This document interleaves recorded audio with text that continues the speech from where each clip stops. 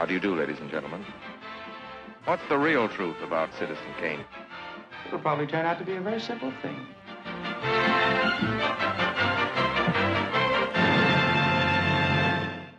Hello, everybody. We hope you're doing well. I'm Parker. And I'm Max. And welcome back to Better Than Citizen Kane, the highly subjective show where we look at a movie and ask the question, is it better than Citizen Kane? As always, if you like Citizen Kane, that's fine because we're not here to hate on it. But when every movie ever made is a reasonable contender for the title of greatest film of all time, you have to wonder, better than Citizen Kane? So make sure you have your letter of transit because today, of all the choices of all the movies in all the world, we're talking about Casablanca. Wow, very nice, Max. Round of applause. Thank you. Did you know letters of transit aren't a real thing? Well, I do know. That's just a term they had for the movie. Up. Yeah. And I was really happy about that because I wanted to do that. And then I was worried that letter of transit was some haunted war terminology. Oh, you had to, and it wasn't. It was just a fake thing. Good. All right. Well, thanks for tuning in, everybody. Today's a very special episode because we are joined once again by a wonderful guest. We have our wonderful, wonderful friend, MyKel Hall, here with us. MyKel, why don't you introduce yourself? Tell the lovely listeners a bit about yourself. Hi, I'm MyKel. I am a stage manager. I freelance. I'm currently working. I'm busy, booked, and blessed, and I'm happy to be here. So the background of kind of how this all came to be is that MyKel and I, like many of my good friends, met down at SUU during our college days in undergrad, doing theater together, and have since collaborated working on film projects and things like that. This is the shout out of any of you need an amazing first AD, you call MyKel. MyKel keeps things organized. MyKel keeps the ship running. And when we were putting together the show, we were talking about people that we want to have on and people who want to come talk about stuff.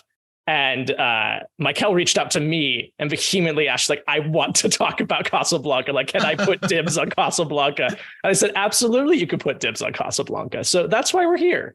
Yeah, fantastic. I was like listening and I was like, they're going to get to Casablanca. And if I'm not there, I'm going to burn Parker to the ground. So... Yeah, this is actually much more of a hostage situation than I might have led on earlier. I'm doing this out of my own safety. Oh.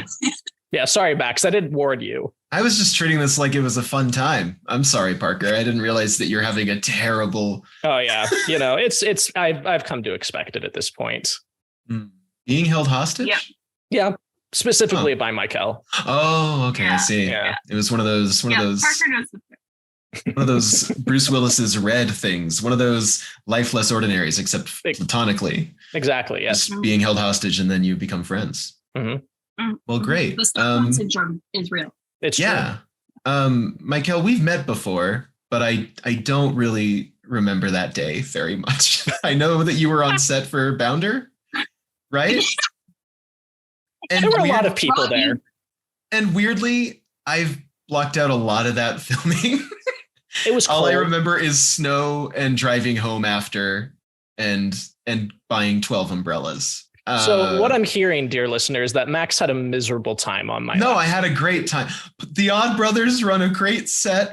And yep, they do. Keep going. Yeah, I'm being held hostage too. It's part of my contract as part of this podcast that I have to say. Yeah, you can't say anything bad about Will or I. That's how it works. No, it was a good set experience. It was just like, I don't know. I just met a lot of people and I was doing a lot of things at the time. I was like in my last semester of college. And so I don't remember our first meeting. And I'm very sorry about that. But hello again. Well, MyKel, I would love to hear what is, and we'll kind of go around the circle with this as well. But I'd want you to start. What's your relationship with this movie? When did you first see it? What is your history with Casablanca? My history with Casablanca. So I saw it sophomore year of high school. It was shown. It was near the end, and we were able to watch these movies. One being Casablanca, the other being Hotel Rwanda. So that's how the vibe of the class was. Sure. I was AP World History, and I watched Casablanca, and I was like, I'm obsessed. I love this movie. No notes. Period. And then I continued to watch it. There was one week specifically where I made poor decisions with an ex of mine when I was in sophomore year of college, or after my freshman year of college. I watched this movie 10 times in a week. Oh. My argument was I watched it that Sunday, and I was like, Monday, my insomnia, couldn't sleep. I was like, I should just try and Casablanca because I just watched it, so I'm gonna fall asleep. Mm-hmm. And then that's not what happened. And I, being a dumb decided that I was gonna do that for the rest of the week. And then like one of those nights I watched it twice. So sure. Wow. That's fair. Yeah, that's how that went. So that's my love of this movie is I can watch it 10 times in a week and be like, no notes. Look, so. I love like a 10 times in a week movie. I think we all have those, like movies that like anytime, any day you could turn on. You're like, I'm never going to get sick of this. This is just, for whatever reason, just works for me. I love those. Would love to find one for myself. Oh, you don't have one? I don't know. Maybe I do. I've never tried it. You've never tried it? Closest I came was like in high school. I watched the Lego Movie 3 times in a row in one day. Because I watched it. I watched it and then I was like, I want to watch it with the commentary. And I watched it with the commentary. And then I was like, now I got to watch it again now that I know everything. So I watched it. And that's, yeah. But anyway, Casablanca. We're here to talk about Casablanca. I have now seen this movie twice. I saw it a few years ago, I think in MyKel. So I've seen this twice. I saw it in, I think late 2019. At the time I was living at home with my parents, and we were doing basically like family classic Sundays, and we would like watch movies that we hadn't really seen before that were like supposed to be like some of the greatest films of all time. That's how I watched Citizen Kane for the first time, and that's how I watched Casablanca for the first time. And yeah, and then I watched it again this week. Nice. And that's yeah. Yep. Good. Nice. MyKel, do you have something you did you every time I hear something about you watching movies, I just get my mouth drops. I texted Parker a couple of weeks ago and was like, he's never seen Alien? Yeah. MyKel was a little upset about that one. I was like, what is going on? But hey, it's on the calendar. Alien is, yeah. Yes. But Casablanca isn't. We're not actually doing an episode on Casablanca. Sorry. Today's episode, the Lego movie. I'm kidding. Though, right? Yeah. What? Seen what? The Lego movie? The Lego movie? Yeah, I saw it 3 times in one day. That one time with the commentary. I thought you said Logan. And I was like, that's a lot in 3. No, that's to watch Logan 3 times in a row would be a lot. Yeah, I would. That would be worrisome. Your reaction makes a little more sense now. I was confused as to why you were so seemingly concerned about me watching the Lego movie 3 times after you just said you watched Casablanca 10 times in 1 week. I thought it was very comparable. But yeah, no, the Lego movie. This is why we use clean feet. No, I'm kidding. I'm kidding. All right. Parker, talk about your experience with Casablanca. Yeah. I'm sure you watched this at 10 in your bedroom and went, a classic. Wow, yeah, Max, you hit it. I don't even need to talk. Wow, you got it exactly right. No, it like a lot of these, as Max is, teasing me for. I probably watched this for the first time when I was around 13 or 14, really trying to get into movies, going to the library, checking a lot of stuff out. And this is one that I think this movie more than any other in my life was one that I knew its reputation so much before I ever watched the movie. Before I ever knew what the movie was about, I had heard all of the quotes. I knew, here's looking at you, kid. I knew we'll always have Paris, all those things. So it was one of those things that was like, okay, yeah, this is a big one. I should probably check this one out. And I just loved it the first time I watched it. I really just, to this day, I stand by. I think it's one of, if not the greatest screenplay ever written.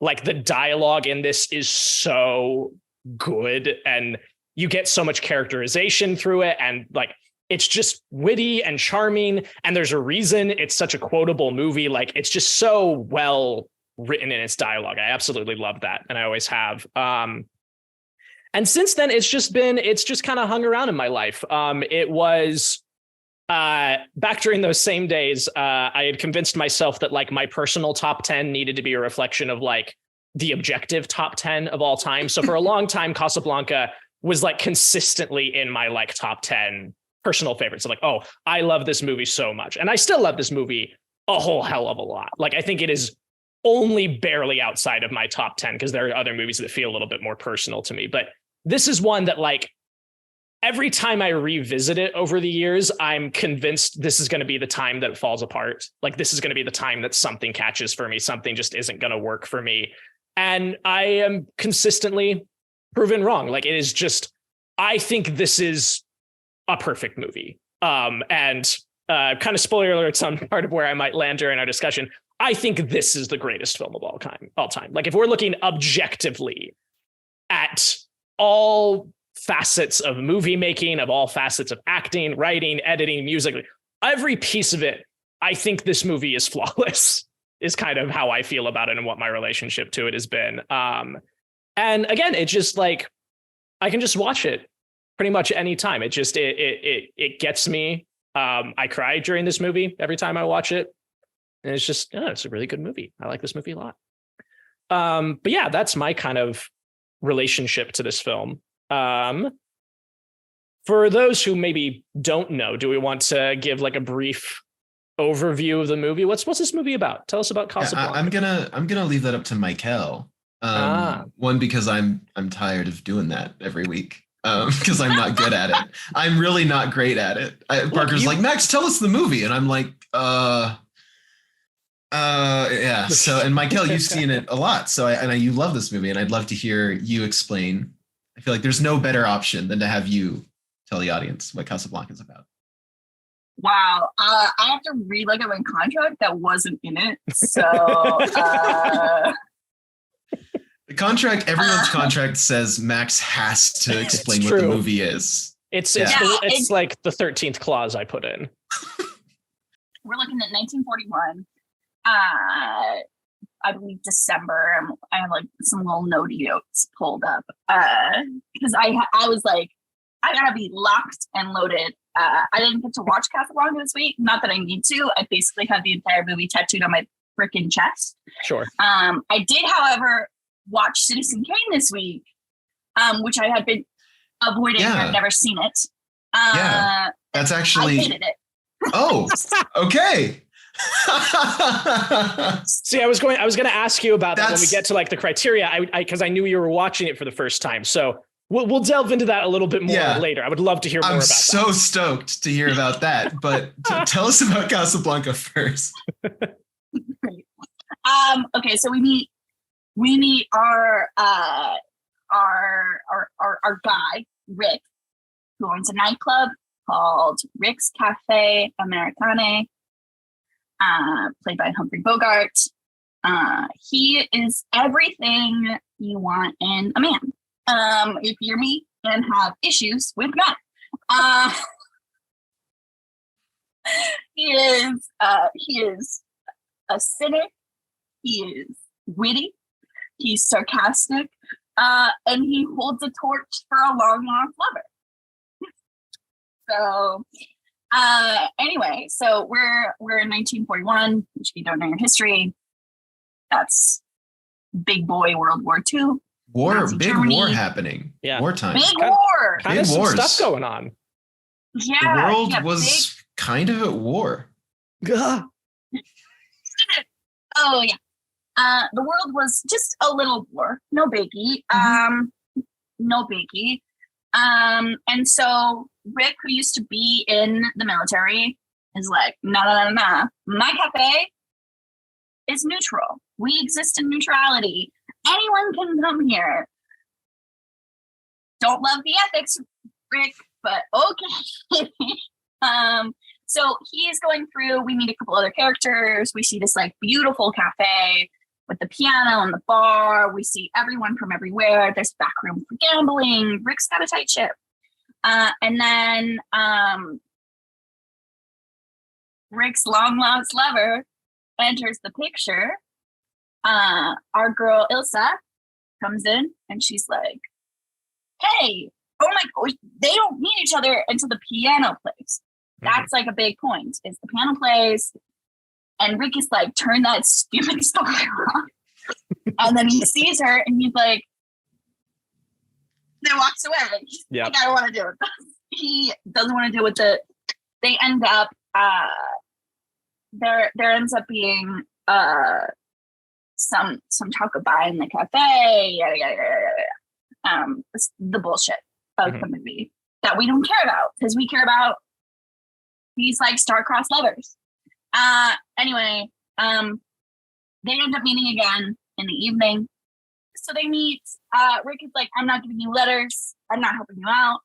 They have this moment where they like relive their glory days about where she fell in love with Rick because her husband at the time had been killed escaping a concentration camp. And you know what? Rick was there. That was a lot in a movie. I'm not going to lie. That was a lot to process the first time. Oh, totally. And then, so she's like, okay, it's fine. Yada, yada, yada. They have this moment where they talk about what ifs and potential and possibilities and past loves and yada, yada, yada. And then anyway, Rick has a change of heart, because of course he does. He's a little soft boy when it comes to it. And then he gets them on a plane, you know, beats out before they can not get this guy. And her lover is like important to the rebellion or whatever. That's not important. We don't care. We don't care. I am. You know, 6-year-old MyKel really did not give a flying F about that man. She was like, I don't know why you wouldn't want Rick. 25-year-old MyKel understands her problems a little bit. Anyway, so they fly off together. Rick stands forlorn in the background as the plane's going off, and then he looks at the dirty cop and he's like, you and I have a beautiful, what is the line? You and I have, he says, I think this is the start of a beautiful friendship. Yeah, this is the start of a beautiful friendship. And then the music plays and we've done Casablanca. I hope that was okay. This was on the spot. Sorry, because again, your contract didn't say that you were going to have to do that. Yeah, you weren't prepared. And that's on me. Max has got to.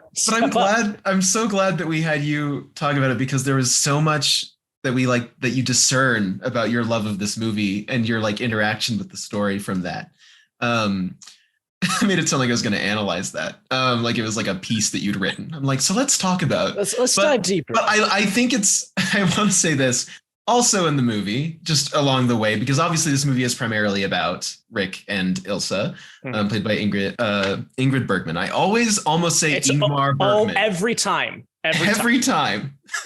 And that would be a different movie if Ingmar Bergman played Ilsa.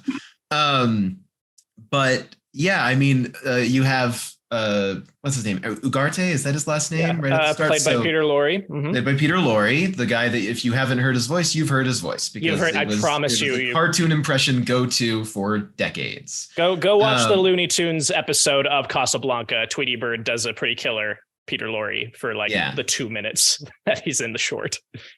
So he is supposed to give Ilsa and Victor Laszlo, her husband, their letters of transit. Real thing, not really, but it's great and I love it.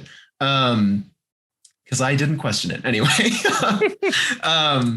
He is killed, so that's why Rick has the papers, because he trusts them to Rick, and Rick's like, I don't want any part of this. I'm neutral. I don't do this, because he doesn't know that it's Ilsa and Victor. And then they show up and they're like, we're here for our letters. Ugarte is supposed to have them, and Victor's informant is like, oh yeah, that guy died. So sorry. And then also there's a bunch of Nazis hanging out. Sure. There's Captain Strasse. Played by Conrad Veidt. Parker, do you want to talk about the movie? I feel like you know more details because once again, Parker, I just like I like watching you. And then Parker's like, yeah, I have these incredibly detailed notes in my brain. Anyway, I can take over, Max. Anyways, no, Captain Louis. This is the only other major player in my mind. Okay. Other than there's the bartender whose name is What? What are you saying? What? Oh, I don't know. I want you to say the name because I can't remember it. Of the bartender? The bartender. He's there. He's around. His name's Maurice or whatever. Yeah. No, it's not. Anyway, the French captain. The French captain is there. This is why I didn't want to do this, and I'm doing it anyway. The French captain, Louis, that's his name. That's his first name. I can't remember his last name. Captain Renault.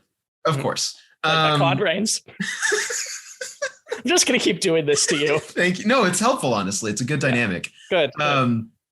Anyways, yeah, like MyKel said, he's there to gamble. He has my favorite line readings in the whole movie of like, I've just learned that there's gambling here. Something along those lines, right? And then someone comes out and he's like, here are your winnings. And he goes, oh, thank you. And it's walks away. And it's really funny. Anyways. It's great timing. I butchered it, but it's really good. Really funny. But yeah, anyways, there you go. That's my additions. And then Parker, if you want to complete the picture with something. Yeah. So basically you've just got your A plot and your B plot. You've got your A plot being everything going on with the star-crossed lovers of this kind of love triangle between Rick, Elsa, and Victor Laszlo.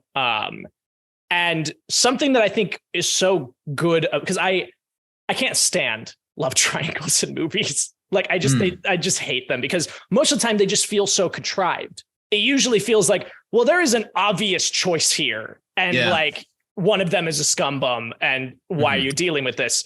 And I firmly believe, and MyKel may disagree with me as she is so tuned into Humphrey being the perfect man in this movie. But I think the movie goes out of its way to show that like Victor is also a really great guy and can inspire a crowd. And like, he means so much to like the revolution and the rebellion. I do want to highlight that MyKel brushed Victor Laszlo off by saying, yeah, whatever, he's a hero to the rebellion or whatever. This man has been fighting in the revolution against Hitler in like Western Europe, went to a concentration camp, escaped, and is now trying to get him and his beloved wife to America. And he's doing his best. And I think that actually, I think that everything that they're doing with that character, that they're like, yeah, this guy, he's amazing. And I totally believe that on the paper. But for some reason, the performance for me doesn't sell that this man He's a little stiff. He's a little stiff, especially compared to Humphrey Bogart. Yeah. Where it's like that, like you have Humphrey Bogart and then you have this man, and like the most you can see in his like haunted past is that he has a scar. Ooh. And it's like everything that you're telling me is that this man is incredible and I do respect him and he's a hero and obviously he's great. But I do also understand MyKel's point of view that he's kind of bland when put next to Humphrey Bogart's Rick. All I'm saying, listen, I am just describing the plot from 16-year-old MyKel, who was like, this Laszlo guy, I don't care that he escaped a concentration camp. I'm seeing Humphrey Bogart and freaking, now I can't say her name, Ingrid Bergman. Now I feel like I'm always going to say it wrong. Thanks, Max. You're welcome. But I was having a bisexual awakening in that moment. I was like, absolutely. There are two attractive people on stage, like on screen in this classroom. I'm not gay. I don't care about Laszlo. That guy is boring. That guy's healthy. That guy is the correct choice. And I'm 16 and I don't want to make it. Unlike Parker, 16-year-old MyKel, when I first saw this, obsessed with love triangles. Every book I ever read had a love triangle in it. Okay, I was very well attuned to picking between the two toxic men because more often than not, they were toxic. They were both bad choices. And so conditioning or just MyKel, 16-year-old MyKel making really bad decisions, I was like, Rick is great. He is like toxicity in a little cake. He's holding a torch for a forlorn lover for years, refuses to find her because he didn't want to fucking deal with the war anymore. Pardon me, I just said the F word. That's all right. That's fine. Max does it too. We have what? And all right. I've never said it on air. Oh, are you doing that to me? I am doing that to you. You're doing the thing to me that I was doing to Jose on my other podcast for a year? Exactly. I trusted you with that information, Parker, and then you turned it around on me.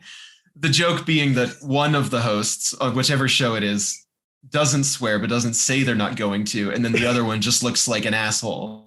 The other one's like, ugh, and then the other one's like, yes, and I'm very eloquent and smart, and I have my master's in film, Parker. Wow, that's great for you. We get it, Parker. We get it, Parker. All right. We get it, Parker. You're better than us. All right? Yeah.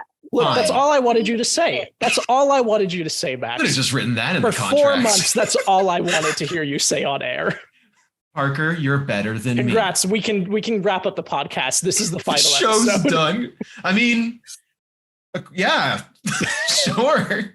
Are they going to get better than this, Parker? You've already said Casablanca is the best film of all time. Yeah, I think we've peaked. It's all over. But in any case. So you've got your A plot and your B plot. Your B plot being everything with the letters of transit going on, right? So letters of transit. I was very into. Yeah, I was very invested in that.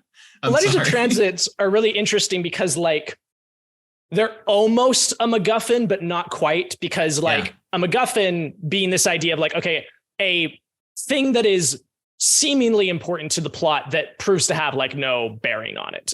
Best example I can think of is the money that's stolen at the beginning of Psycho. You think that's going to be a bigger deal, and then it just disappears and nobody cares about the money anymore because it's moved us into something else.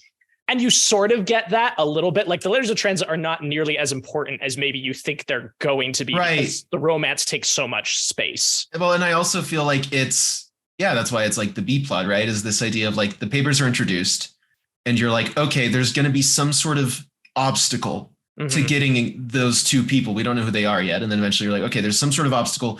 Either the Nazis are going to get them or something where they get the MacGuffin, they take it away and they have to get it back. When in reality, the obstacle is just the romance. It's the history between Rick and Elsa, where he's I'm not going to give you the person. That becomes the obstacle. So it kind of pulls the rug out from under you, where it's they're still important, but really it's not, because there's no race to get the MacGuffin. It's just, no, they were handed to me at the start. I just need to come to the conclusion that I'm willing to let you and Victor go. And that's what needs to happen. Yeah. Right? Am I getting that right? Was I? Yeah. Okay. Yeah. And it's a dick move from Rick. I mean, that's a bad call. I'm mature enough to admit now, Laszlo, he's cute. I get it. He survived a concentration camp. I know my World War II history. I went on a tour of Europe based around World War II. I'm well aware. I still something about Rick, man. Yeah. And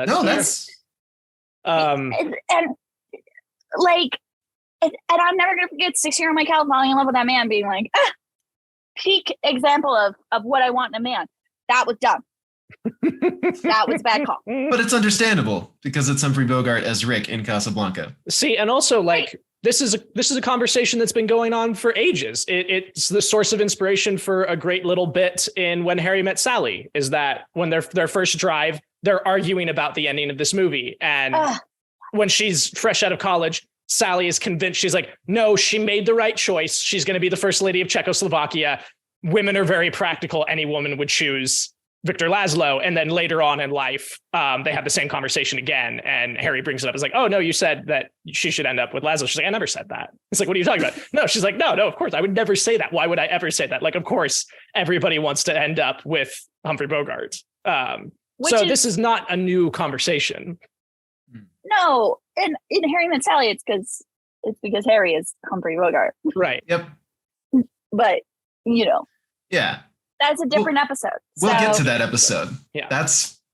I'm very excited for that episode. Cannot wait. But that's kind of the shape of things. The only other real kind of piece to the puzzle is the tensions going on between the French and the Germans, the Nazis, because the Nazis are occupying Casablanca and, French occupied, the French police are kind of not, crazy about it, but they're willing to go along. And Captain Renault represents that he's like, look, I'm just here to do a job. Like, you know, whatever the Nazis do, the Nazis do. Like, I don't really care. Right, because Casablanca is technically unoccupied France, right? Yes. At this point still. Mhm. Yeah. Which, I mean, technically it's not at all, because it's No. not in France. No. But, you know. That's kind of the socio-political landscape that the movie is living in. Yeah, of course. Also, because we keep bringing it up, and I have a little fun factoid about it. Did you know that this is one of the first American-made films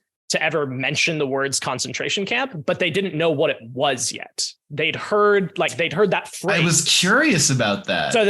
So they put it in because they're like, well, we've heard of these things, and they just thought it was kind of a souped up prison camp. I was going to say, I was like, that makes more sense why Laszlo shows up and he's just got one scar on his eyebrow. Yeah, and he looks great. America had no idea. In fact, there's even like the line that someone says to him, they're like, I almost didn't recognize you. He's like, well, I lost a lot of weight or something along those lines. And you're like, oh. Right. Like knowing the context we know now, there's a lot of those geez. You bring that subtext in, but it's interesting that the writers had no idea. They had no idea. The general public had no idea. They're just like, oh, that sounds like kind of a high priority prison camp.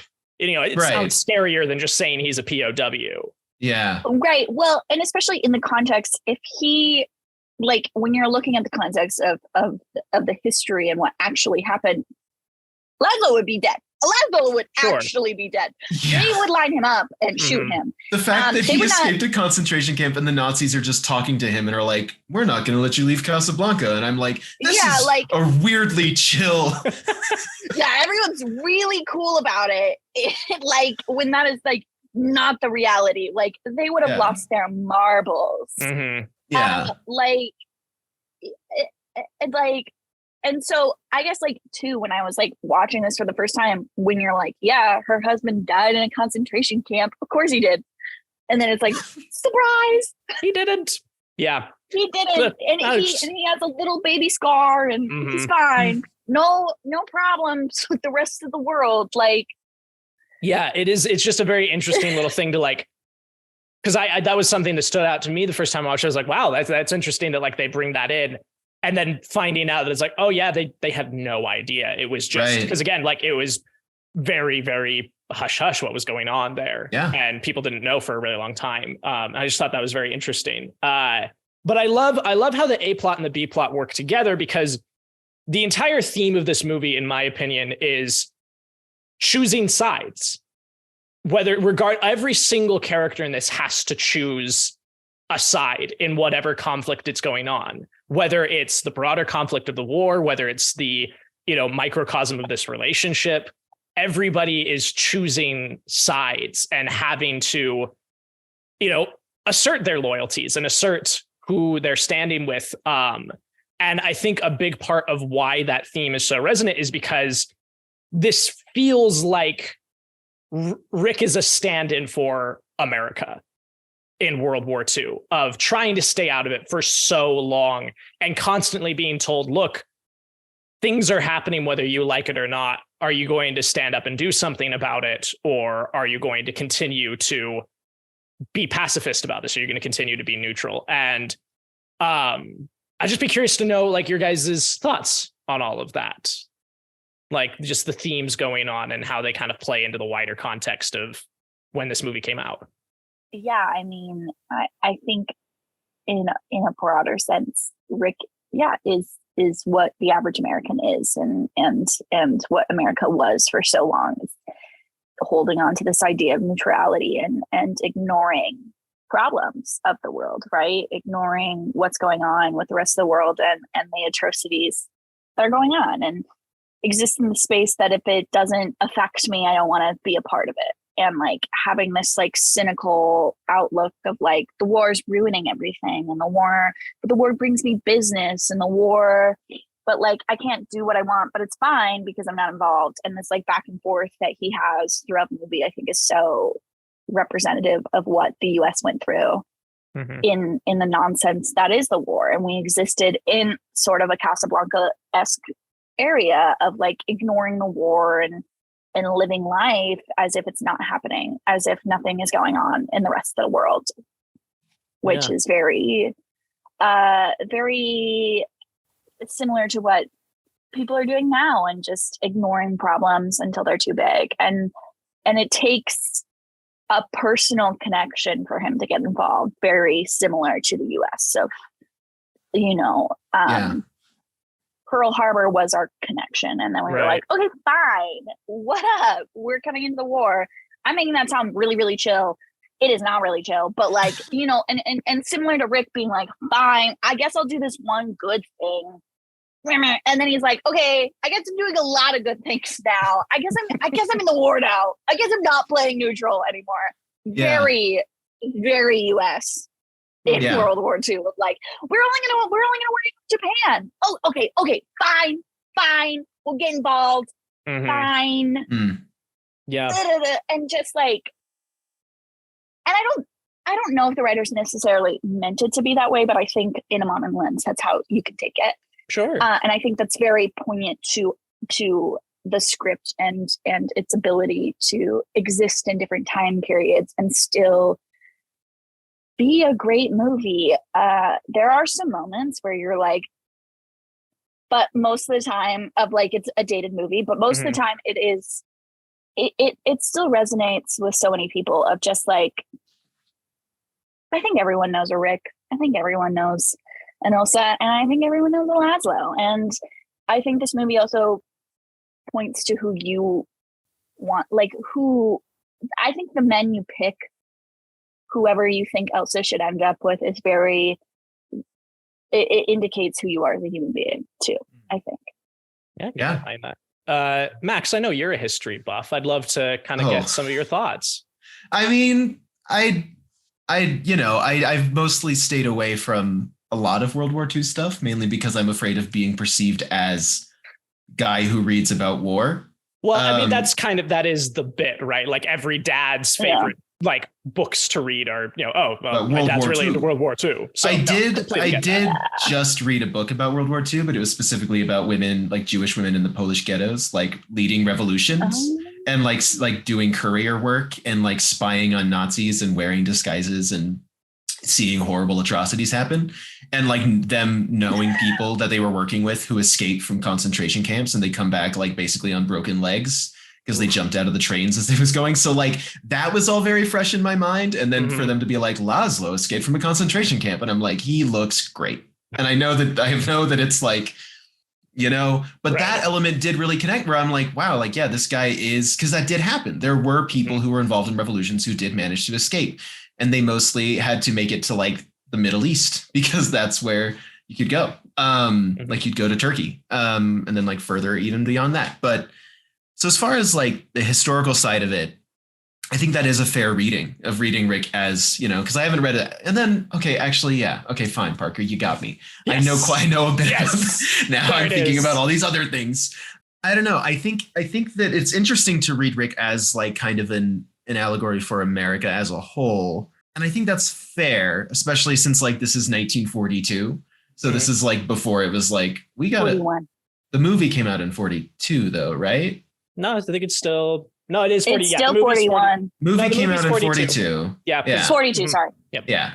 And so I don't know, like that's one of my favorite things about watching movies from this time that talk about the wars. I'm like, oh yeah, the war is like, that's just the state of the world. Like you're just able to make movies set during the war and be like, this is going to go for a while.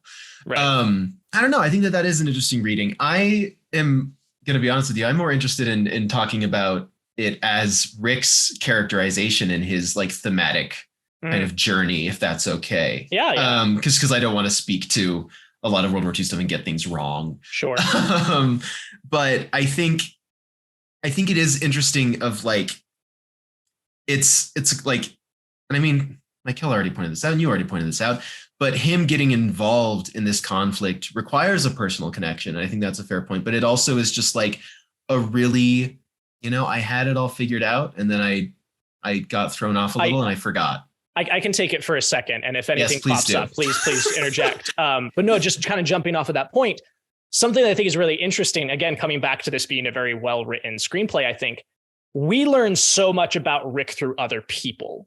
People tell us about Rick rather than Rick telling us about himself. And it's always little throwaway things. So like he's sitting down to dinner with Strasse, the Nazi, and Renault, and Strauss is sort of interrogating him a little bit. And he's like, oh, you have a dossier on you. Like, you ran guns to Ethiopia. And he's not listening. He's looking at it. He's like, are my eyes really brown? Like, he just does not care. But people keep bringing that up. Like, even Captain Renault accuses him of being a sentimentalist. And he's like, I don't know what you mean. He's like, here's a few examples. Here's all the things you did. You were a freedom fighter for these different conflicts.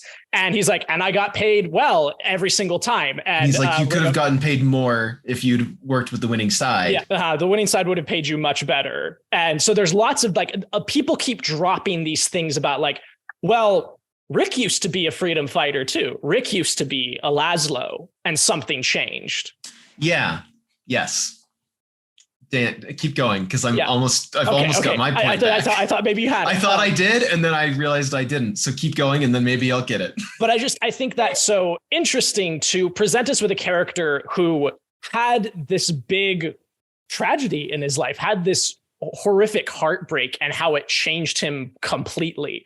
And I think it works in a way that I feel like a lot of like, I don't know, dude got his heart broken dramas don't. You know what I'm saying? Like, there's something, because I think it's not just like, oh, well, he was in love with this girl, now he's depressed. It's like, no, like, he was in love with this person so much that he fundamentally changed his view on the world and has to come crawling back to like his humanity by the end of this. That he gave himself so fully to this relationship and let himself be vulnerable and open up. And when that was taken away from him, in what he thought was just callousness, because she just leaves him a note and says, I can't come with you. I can't explain why. Yeah. I'm sorry. Well, like, I'll always remember Paris or whatever. And that's it. And he's heartbroken about that. And so I think it's just very interesting seeing that like a worse version of this movie would be he gets the girl and that's what inspires him to join the fight again. But he doesn't, letting go of he's inspired to join the fight, which makes him let Elsa go and say, hey, look, you need to be on that plane. You're going to regret this. Maybe not today, maybe not tomorrow, but soon and for the rest of your life. And that quote just destroys me. And another kind of interesting thing about that movie is that people cite that ending as one of the greatest endings of all time. People are like, that whole scene on the airstrip is just like a perfect way to end a movie. It's a perfect closing line with him and Renault, which is so funny because this ending happened completely by mistake. They didn't know how the movie was going to end. The script wasn't finished when they were writing it. So they got to the end and everybody looks around and says, what happens? Does she go with Laszlo? Does she stay with Rick? Like, what is the ending of this movie? So they shot like 3 or 4 endings, trying every single version. And this is the one that stuck. This is the one that they're like, well, I think this is the best option. But I just find that so funny that like something that people consider to be like, oh, this perfect object of an ending must have been so meticulous. It's completely happened by accident. They were throwing shit against the wall and they're like, well, I think that one works best. So we're going to stick with that. So what I'm hearing from you, Parker, is there are a couple more endings. There are alternate endings out there. And Warner Brothers needs to do the proper thing and release them. That's exactly what I'm saying. That is exactly what I'm saying right now. Yeah. Give them to me so I can understand fully every possible outcome. so that MyKel can see the ending where she stays with Rick and it's the correct ending. Yeah, I know, but you'd learn. You'd find out if you wanted it. I would know. I'd be like, this doesn't hit right. You know what? She did need to be with Laszlo. Release the choose your own adventure cut. That's all I'm saying. Yeah, adventure cut of Casablanca. Yeah, they should have just done Clue and just released different endings. They should have, just all around the world. Some people are like, Casablanca is the worst ending ever. What are you talking about? It's great. What are you talking about? I think more movies need to do that. Parker, film idea. Yeah. There you go. That's how you get your Oscar. Perfect. There it is. Great. Fantastic. I'll pass it along to Will. He'll love it. Different endings. Yeah, I never got my point back. Just something about neutrality, something about getting back into. Well, if it comes to you before the end of the recording, please chime in. No matter what, just interject. Okay. Maybe don't. If we're in a certain part, maybe wait a second. Real quick, before we move on to hearing your thoughts on Kane and then doing criteria, Max, one thing I did want to ask you is your Letterboxd review. Yeah. Said, I am wrong about this movie. Uh-huh. I need to know more. Yeah, so I gave it 4.5 stars, and I said I am wrong about this movie because it is a 5-star movie. Mm-hmm. And MyKel, I'm sorry. I think this is a perfect movie for other people. I weirdly don't emotionally connect with this movie for some reason. And it's a problem that has been happening for me for a year, like over a year now. Parker knows this. Mm-hmm. He fell in love with Brief Encounter, and he had me watch it, and I went, that was all right. And he was like, what are you talking about? He had me watch A Matter of Life and Death, and I watched it, and I went, that I understand why this would make anyone else cry, but for some reason I just can't do it. I watched It's a Wonderful Life, and instead of feeling good, I had some sort of horrible existential crisis about me not liking, like me not showing the people in my life that I love them enough. So I think I just have a problem. And therefore I am wrong about Casablanca because I gave it 4.5 when it is 5 stars. And yet, for some reason, in the latter third of the movie, when it's right before Laszlo shows up with the guy who works at the bar, and Ilsa and Rick are in his office and they're talking, and it's, I'm sure, very wonderful and beautiful, and yet I just couldn't. I didn't care enough. I didn't care as much as I feel like I should, and I feel weird about it. So what I'm hearing, Max, is that I keep showing you achingly romantic films from the 40s and 30s, and you're just like, I don't know. I don't know. And that's okay. And look, they are gorgeous. And I'm sure one day, when and if I'm ever in love, they will break me. But at a point where I'm single and not holding a torch for a long lost love, and I don't want to sound like one of those guys that's like, well, I can't relate to the movie, so it's bad. No, I understand the emotions. Right. I get it. They do not make me cry. It's really hard for me to get emotionally invested in Rick and Ilsa for some reason, even though my notes on this movie were Ingrid Bergman and then 3 hearts. Yep. Sparkle on her earring, because that's gorgeous. Yep. I wrote, hell yeah, Sam's a good friend. So that's cool. Good for me. Mm-hmm. Good media analysis, Max. I think so. Yeah. My main notes were just about Captain Louis Renault, I think, being a bi icon and being in love with Rick. Because he says this: if I were a woman and I were not around, I would be in love with Rick. And then later he says, she was asking about you earlier, Rick, in a way that made me very jealous. And you could read it as he's like, I wish she would ask about me that way, but I think he's like, why, yeah. All right. And then at the end, they're friends. They're best friends. And I think that Louis is very happy about that. I think so. So anyway, that was my notes. By icon Captain Renault. Love that. And in fact, later someone else comes in and talks to Rick about something, and Rick goes, "Oh, Captain Renault has a broader mind than I thought," or something like that. And I'm like, yeah, man. Yeah. The French. Anyway, but yeah, I guess that's it. He's just French, isn't he? He's just French. Just French, Max. But yeah, I really want to connect with this movie emotionally more than I did. But that's why it's 4.5. It's kind of a little rule. I think Parker and I have talked about this before of like, even if a movie is 5 stars, if I'm not fully like that extra, like that full 5th star is, I have completely emotionally invested in this movie. Sure. And for some reason, even though I think that Casablanca, like you said, Parker, is an incredible screenplay, a great like achievement in direction and performance and all of these other things. And then I want to feel I get that though. Like, I think that's totally fine, because there are movies that are designed like this for you to connect with them.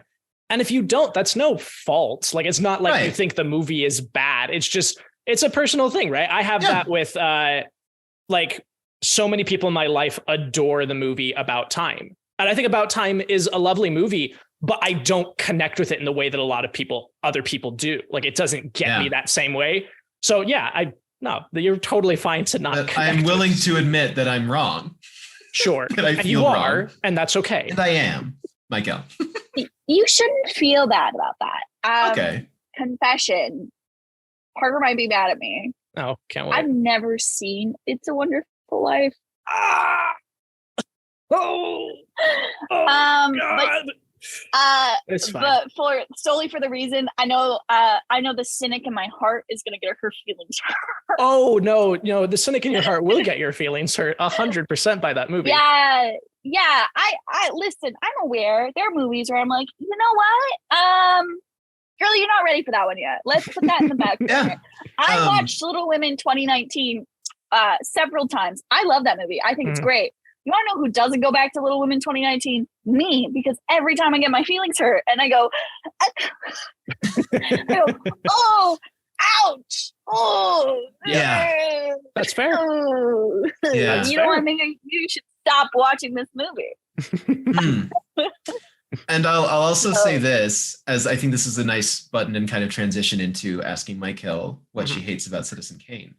Citizen Kane is another one of those movies where people connect with it. They really enjoy that movie. I've had a friend who listens to the show come and talk to me. He's like, I think you're wrong about what it's trying to do, and I think it's doing what it's trying to do very, very well. We got to get him on the pod. We got to get him on the pod. I know, but I'm like, do we bring him on for like another episode on Citizen Kane? I mean, aren't we going to start? Yeah, we'll just start the new year. We'll revisit and we'll bring somebody in. That'll be Sounds good. Great. But yeah, and so I think like Citizen Kane is one of those things, right? Is like, I just don't connect with it. I think I can recognize, and that's why I think Casablanca, I like Casablanca more than Citizen Kane, because I think Casablanca is just more my speed. It's more something I'm interested in. I do really enjoy their relationship. I'm just not like emotionally like ascending because of it. Sure. But yeah, I think that that's kind of how some people might, that's kind of how I feel, but less so about Citizen Kane, where I'm like, because no one's like, what, you didn't emotionally connect with Citizen Kane? And it's like, right, it depends on what you're asking. But yeah. MyKel, you watched Citizen Kane for the first time in preparation for this episode. I'm so excited. Yeah, I did. What did you think? I hated it. I hated every part of it. I was like so over it. I was like halfway through, I was like, weed is legal where I am right now. I'm not in Utah. Yeah. But do I take an edible to get through the rest? I was like, what is going on? I was like,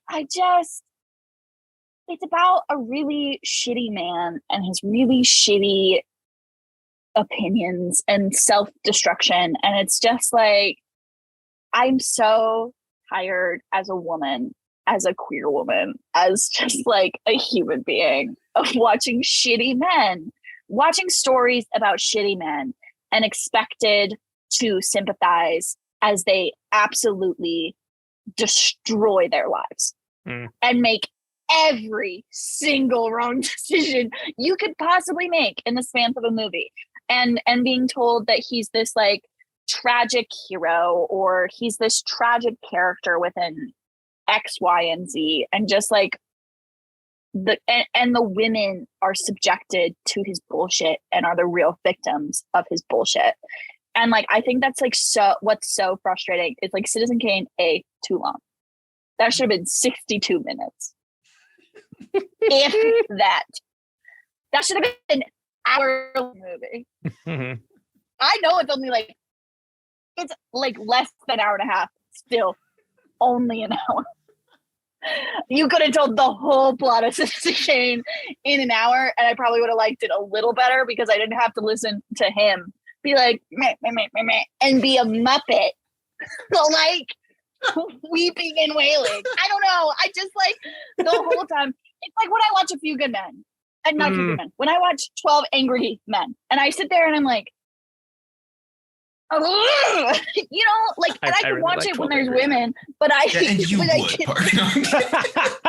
get there and I'm like, why is this a moral debate for everyone right now? Why are we having this conversation? This, like, you're shit, Kane. I make better choices. Like, stop making women this like object within your like mindset and this like prize to be won, and like just he bases his whole opinion about I think he bases his whole self-worth around everything wrong with the world. Anyway, I just hated it. I was like, right, good to go. Bye, buddy. Yeah. Like, what's like, I can't believe Parker and Max made me watch this movie. So I can be relevant to the podcast. Thank you for watching. Can you imagine? I'm like, yeah, it's better than Citizen Kane. Never seen it. Never seen it. Doesn't matter. That's really funny. I'm sure a lot of people have said that. I'm sure they have.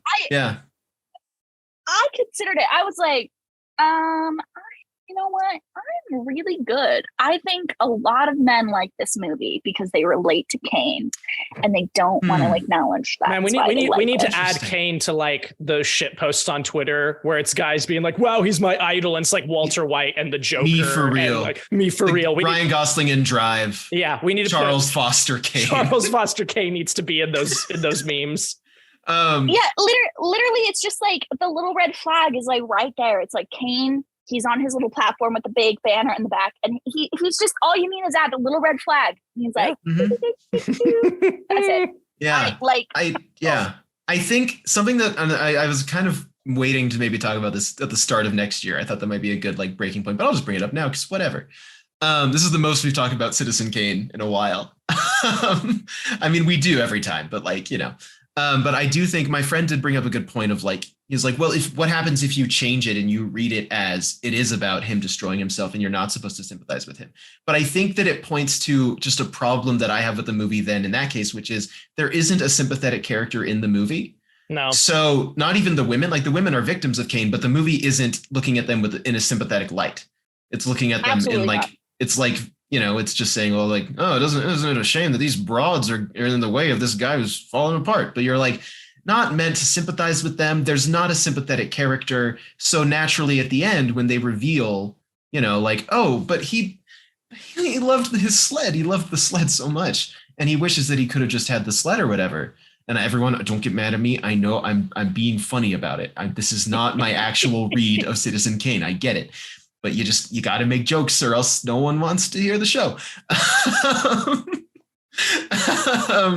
But, like there's not a sympathetic character. So naturally, I think in a modern audience sense, we all kind of latch on. We're like, are we supposed to feel sympathetic to this guy? Because there's not really anybody in that movie that you're like, wow, sucks for them. You're just kind of like, oh, yeah, all right. I don't know. Yeah, I don't know. Maybe that's my new read on Citizen Kane. No, that's fair. But I think that, yeah. Sorry, go ahead, Parker. No, it's just I'm interested in revisiting it after we've had like a year under our belts of looking at everything else. And, I'd love to bring your friend on because like we talked about, like we want somebody on the show who unironically loves this movie, and I would love to hear them out about it and hopefully get my mind changed a little bit. Yeah. But no, I fully agree with both of your sentiments that it's just, I don't care, and I don't like him, and the movie doesn't care about the women when it really should. And I think you make a really good point, MyKel, that like there is this weird double standard to that of like, even because there are so many movies of look at the shitty man being shitty, but maybe he's a tragic hero, and they get laurels for it because like, wow, what a complex character, what like moral gray area. And this, I'm not equating these two movies of being like the exact same version, but like, as far as like people's response to it, it comes to mind of, it's very similar to me when Promising Young Woman came out. And there were so many people like, I don't know. I think she makes a lot of the wrong choices. I think she's kind of bitter and angry and like is not much better than the men she's trying to bring down. And it's like, yeah, no, like I get that. Like that's kind of the point, I think, of that movie is like, yeah, here's what's going on with her. But there is this weird double standard where if it was a man, it would be like, wow, dude, like what complexity, what like a morally gray character. But, this woman is like, oh, well, she's kind of a bitch though. Women are rarely allowed to be terrible in stories because I think men are afraid of them not being hot or not being sympathetic, which is the only way that a lot of men can connect with women. Well, and like, just like the perception of women and women having agency or women having control of themselves, right, has always been this like hot topic debate. I'm like reading a book right now where like there's this woman in like the 70s, 80s who starts looking at like female orgasms throughout history and like the use of a vibrator. Men lose their minds. Men are collectively losing their minds. They're like, but if women had vibrators the whole time, what does that mean about men? Like, you also weren't cutting it then. Like, I would love to see Citizen Kane in the sense of like, someone redo Citizen Kane with Kane being gender bending the whole thing. Gender swap everyone. They did, and it's called Tar, and it rules. And it's really, really good. See, no, that I didn't even think about that. Good. That's geez. Yeah. That's such a better comparison, Max. Thank you. I couldn't pull something. Yeah. But yeah, like even that, like I saw so many people just being like, well, I don't like the movie because like Tar is inherently unlikable. I didn't like the movie for other reasons, but it wasn't because I was like, well, I need to like Cate Blanchett in this and I don't. Women need to be likable. I don't want that to get clipped. All right, Will, if you could just take that segment, blast it across Twitter and TikTok. Yeah. Max Bennion, noted woman hater. Yeah, Max Bennion, known woman hater. Max, this is actually meeting with me and Parker. I'm replacing you. Yeah, sorry, buddy. Meeting has gone on too long. You're kind of too good for too long, Max. Yeah, I really have. I haven't been able to connect with love in movies, but I've had it too good. Too good. I watch the best romances of all time and I go, Yeah. And that's the height of luxury. Everyone wants to be me. You have one chance to redeem yourself. It's the movie Alien. Be careful out there. The greatest romance of 1979. Alien. Yeah, I'll let you know. Max is a woman-hating monster. We gotta stop. Man, I just wanted to. You just wanted to have a good time. I just wanted to start a show with my friends where we say that movies are good. So on the subject of movies are good. Casablanca. Do we want to get into the criteria? Do we have anything that we want to say in Casablanca? No, I find it amusing watching you desperately drag the conversation back away from let's make fun of Max. Away from this bit. You don't want it to be on YouTube? Your employer pulls it up and is like, Max. MyKel, you are going to be working at the place I work. And if you wanted to, you could show them the clip that will make of me saying that horrible thing and get me fired. And then, hey, you could be the marketing communications coordinator. Nice follow-up job for you. Yeah. I don't want it. Yeah, no, that's fair. But, if you're first aid for Aud Bros, that's when I'll throw it up. Sure. That I do have blackmail on to you. Take my career. In any case, yes, the criteria, Max. We can get onto that. So let's start with technical and historical relevance. What are we thinking? This movie shaped everything else. Yeah. I mean, like you say, Parker, you knew the quotes before you saw the movie. Everyone knows the quotes before they saw the movie, even if they don't know what they're from. Everyone knows, at least we'll always have Paris. At least, the other one I can't remember right now that's really famous. Here's looking at you, kid. Here's looking at you, kid. And there's so many things. Also, Parker, I figured you'd know this because you are Parker. And did the maps in this, is that what influenced Spielberg with Indiana Jones? Or was it other serial things that were doing that at the time? I think a lot of other serials are doing it at the time. I don't think this is the first. This is definitely the most well-known. And I know that Spielberg has talked about it, but I think that specific relation to Indiana Jones might be like a serial thing, but it is a product of the time. A lot of movies, if it's set anywhere other than the US or like Britain, it has to like give you geography to explain that. But yeah, this is one of those, definitely one of the more famous examples of like travel by map. Yeah. Okay. But other than that, I just think that this obviously has influenced. We talk a lot about like the pop culture effect. And it's like, this is still, I'm sure, being referenced somewhere. Yeah, I don't know. I think that historically, I guess I don't know much about like the historical influence. Did this impact other films? I mean, it's one of the most influential romances of all time. Like it has a wide reach in that regard for sure. And also too, this is, we didn't even mention it at the top of the episode. This is directed by Michael Curtiz, who is a very well-renowned filmmaker. One of his other like big films before this was The Adventures of Robin Hood with Errol Flynn. So this guy did everything. This guy was a jack of all trades. And I think I'm going to misquote. I feel like I've watched some behind the scenes thing where Spielberg has talked about that he feels like Curtiz is like one of the great American filmmakers and has this amazing body of work. So yeah, I think it is hugely influential from like a historical standpoint of not just like culturally what people think of it, but just influencing other movies that came after as well. What about you, MyKel? What do you think? I guess now I'll maybe notice more when people are referencing Citizen Kane, but I feel like, yeah, Casablanca's referenced all the time. I think it's parodied all the time. I think, yeah, people know the quotes all the time. And I think that really speaks true to how poignant this film is and how influential this film is, movies like When Harry Met Sally reference this movie, and they're also big classics. And then I think, yeah, Casablanca has something truly special about it that I think people love it for a multitude of reasons, and one of it being, I think, the relatability of it. Definitely.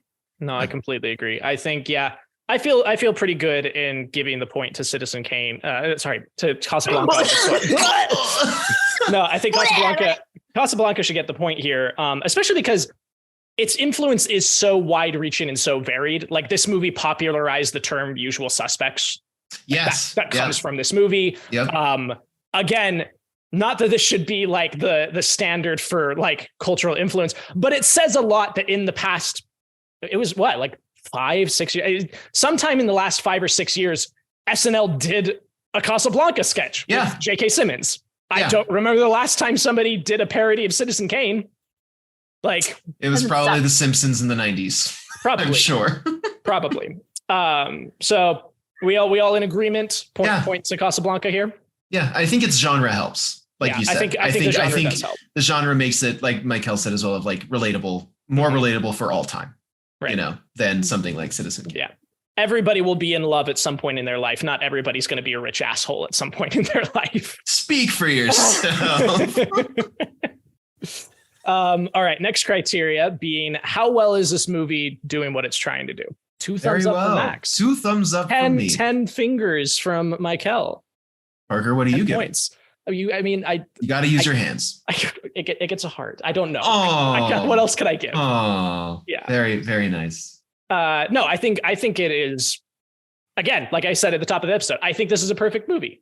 I think this is, I just think it's operating on every possible level, from performances, direction, writing, music, cinematography, sound design. Like, all of it is just working 100% of the time for me. And I think that's really great. Although I just said it was a perfect, my tiniest thing with this movie, and his personal preference thing, I don't like that Sam disappears in the third act. Yeah. I don't like that Sam is just gone. Yeah. And like, there is no like goodbye. There is no like, oh, hey, he's just like, oh yeah, I made sure that Sam got a job working for Ferrari over at his cantina, and that's that. And that bums me out because I like their relationship a lot. Yeah, I agree, actually. I think Sam's really great. We didn't even really talk about him. Also, the fact that this movie invented one of those fake quotes that everyone thinks is in it, play it again, Sam, when no one ever says that. Yeah. Not once. Yeah. In fact, he mostly says, stop saying that. I told you never to play that. Oh, it's a good song. And it's really great. Yeah. That was my favorite part. That song especially did a lot of like work for me as far as like getting emotionally invested. I was like, for the longest time, I thought that song was written for this movie, and it wasn't. Yeah. It was just a popular song of the time. Yeah. And then they took it and used it. I'm like, that's insane to me, because it is so attached to this movie now. Yeah. Oh, yeah. You can't listen to that song and not think. No. Casablanca. Absolutely not. That's like the definitive version of it. Mm-hmm. I would guess. Totally. But yeah, anything to add other than your thumbs up and your 10 points? No, perfect. Just shake our heads. Just not. No, I think it's again, even though I didn't emotionally connect with it, it's doing it very well. It's doing everything. Like the fault's on me. It's not on Casablanca. It's work. I think you should be nicer to yourself. You should be nicer to yourself. On you. Wow, this is a real roller coaster. 10 minutes ago, you guys are like, known woman hater, Max Bennion doesn't deserve a career. And now you're like, don't feel bad. Nicer to yourself, buddy. Listen. I'm here for the bit. I'm here for the meme. No, and let's make it clear. Yes, I am too. Max is going to call me afterwards and be like, look, we need to talk, man. That crossed a line. That wasn't okay. No, it's really funny. I think it's really funny. Well, considering your bit for a year now has been like the mean friend, like whenever we hang out, like your new bit is just. That's one of my favorite bits. One of my favorite bits is when Parker's nice to me. I go, "What are we friends or something? What you want to be nice to me? God!" And then I just go off for a while. I'm like, "Wow, these people are always trying to be nice to me. These friends of mine can't stand it." And you're that guy in Meet the Robinsons. You're Goop. Yeah. Everybody hated me. When are we doing the Meet the Robinsons episode? Oh, hell yeah. Let's get that on the calendar. Gotta get on that. Put that on the calendar. So, I mean, we've already 2 out of 3. It's already 1, but we'll go to the last one of, personal connection with the movie. We already know how you feel, Max. Do you want me to be nice to myself or not? No, I deserve it. Up and down. Up and down. Up and down. Keeping it fresh, keeping me and the audience on their toes. And I think, like, for me, it's kind of what we talked about of this is just so much more my kind of movie than Citizen Kane. Like, it's just, it's really funny. Like, we didn't even get the chance to talk. Like, we talked about it a little bit, but like, that's consistently something that like I enjoy every time I revisit it is just the one-liners are so really good. Like, the jokes are always funny. Like, I laughed out loud multiple times. One of my favorites is when Renault asks Rick, he's like, "Why did you come to Casablanca?" He said, I came here with my health. I came to Casablanca for the waters. He says, "The waters? What are you talking about? We're in a desert." He says, "Well, I was misinformed." It's just, there's such good little jokes in this movie. I love it. Yeah. But yeah, I don't know. This absolutely connects with me more just because of sentimentality, because of the humor, because of the subject matter. Like, it so much better fits into like my personal oeuvre of what I like to watch as opposed to like Citizen Kane. Yeah. MyKel, I feel like we haven't actually heard much from you on how you feel about this movie. Do you want to say anything? Yeah, you've been real quiet this episode, MyKel. I'm just really unclear on what your opinion on this movie is, MyKel. Don't give the heat if you can't take it. I love this movie. I loved it way more than I like Citizen Kane, but I think, listen, I love looking at this movie and watching it now as an adult, being like, listen, baby MyKel, she had to go with Laszlo. I know you'd still pick Humphrey Bogart. But like, girly, the movie doesn't work unless she goes. And having to drill that into 16-year-old MyKel's head, who is just like, how do you rewrite Casablanca and get it so she stays with Rick?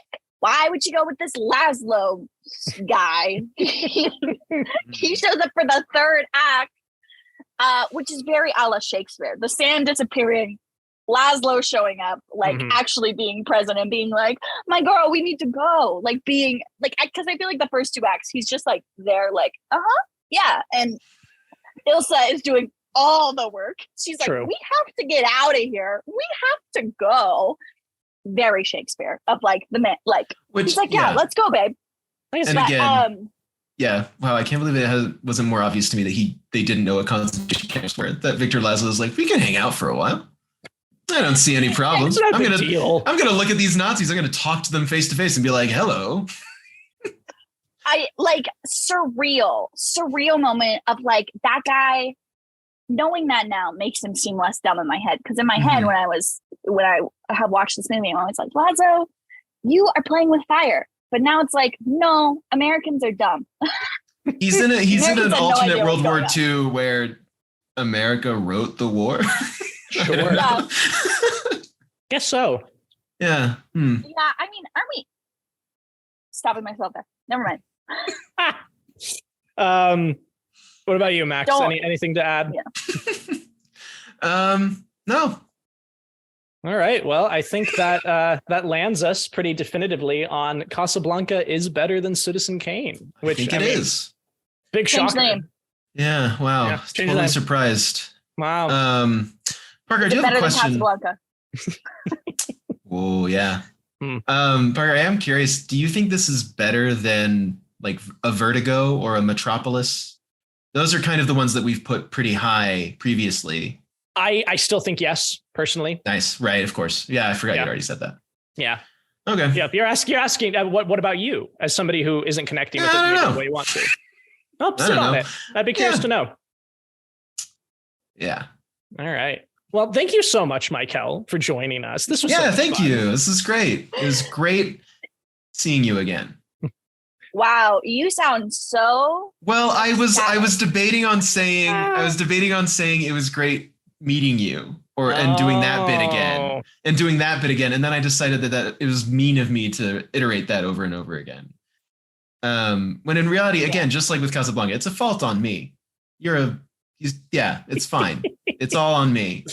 I'm glad you put up with our insanity for an hour. Yeah, thank you. Thank you so no, much. I'm glad you put up with me. Good luck with all the film bros that will probably be in your comments being like, that girl? Oh, can't wait. I can't wait. I welcome it. I'm going to pretend that that's the main reason that we don't put clips from here on TikTok or anything. Not that we're lazy. Not that we're lazy. It's not that at all. We just don't want that we don't want people to be mad at us. Yeah. So the longer we can stay in this little corner, doing our own little thing, exactly. The better. Well, thanks for tuning in, everyone. This has been a very fun episode, and we're very excited because next time Max is indulging me with a very special treat because the episode will be hovering around my birthday. And so as a birthday gift, Max is letting me do the Muppet movie. The original Muppet movie from 1979 is the next episode. And I am thrilled to be talking about the Muppet it's movie. A great movie. I only watched it for the first time this last January, so I'm excited to revisit it. I know, MyKel. I know. All right, I know. Have you seen Bill Forsyth's Housekeeping? Just kidding. No, I haven't. That guy. No one has. Great. Just know, Max, every time you say something like that, I'm in my car usually going. Yeah, just grimacing in confusion. Yeah. Good. Good. Yeah, if people aren't doing that when I say things, I think something's gone wrong. I think so. Well, yeah, again, thank you so much for joining us, MyKel, and thank you everybody for listening. Take care, everyone. We'll catch you next time. Yeah, be safe out there. Bye. Bye.